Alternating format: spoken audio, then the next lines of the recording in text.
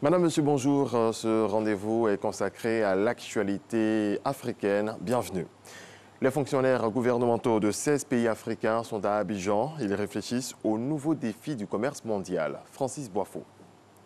Bien qu'elle dispose d'importantes matières premières, l'Afrique reste marginale dans les échanges internationaux avec une contribution de moins de 3%.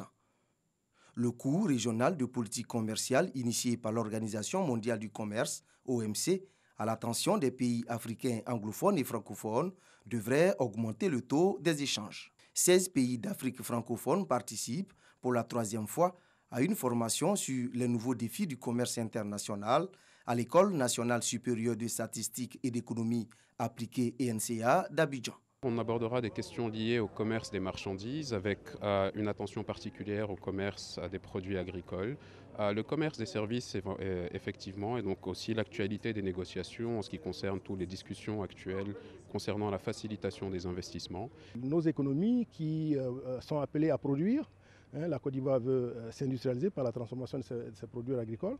Et qu'est-ce qu'on va en faire une fois que c'est transformé? Il faut bien les commercialiser. Il faut qu'on ait des agents qui soient compétents, bien formés. Les 25 représentants des pays africains francophones plancheront également sur l'élaboration de politiques en vue de favoriser le développement du commerce intra-africain avec 17% du taux des échanges. Pourtant, il y a du potentiel et le continent devrait l'exploiter. 1,2 milliard de consommateurs actuellement, 1750 milliards en 2030 selon des statistiques. En Guinée-Bissau, la campagne pour les élections législatives a démarré le 16 février par deux des plus grandes villes, Bafata et Gabou, dans l'est du pays. Ces élections doivent permettre de mettre fin à la crise politique que traverse le pays depuis l'été 2015. Au total, 21 formations sont en lice pour le scrutin du 10 mars prochain. L'opposant congolais Martin Fayulu, qui se proclame vainqueur de l'élection présidentielle en République démocratique du Congo, est reparti en campagne pour demander la vérité des urnes, comparant sa situation avec celle du président autoproclamé Juan Guaido au Venezuela. Fayulu, qui conteste l'élection de son adversaire Félix Tshisekedi, est arrivé hier à Goma pour sa campagne. Au Nigeria, après le report des élections générales, le président Muhammadu Buhari a demandé à l'armée de ne faire preuve d'aucune pitié envers ceux qui auraient l'intention de perturber le déroulement du scrutin à venir.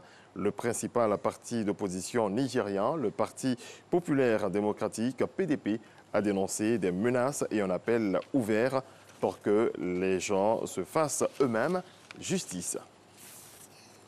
Au Mali, la CEMA, la coordination des mouvements de l'Azawad, a annoncé de nouvelles règles à Kidal pour la population. La CEMA, qui administre la ville depuis plusieurs années, prend ainsi en main de nouveaux secteurs de la sécurité et de la justice en se substituant à l'État. Regardez.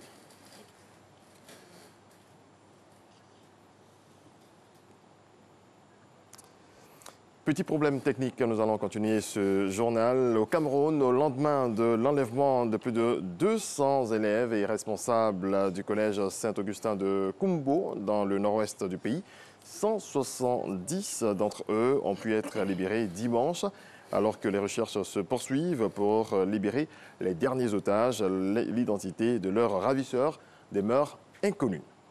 Et on termine au Zimbabwe. Les secouristes ont récupéré 8 survivants et 24 corps sans vie dans 2 mines d'or. Les puits et tunnels interconnectés ont été inondés après la rupture d'un barrage en raison de fortes pluies. Voilà, c'est la fin de ce point de l'actualité. Merci à toutes et à tous de votre attention. On se retrouve tout à l'heure à 7 h.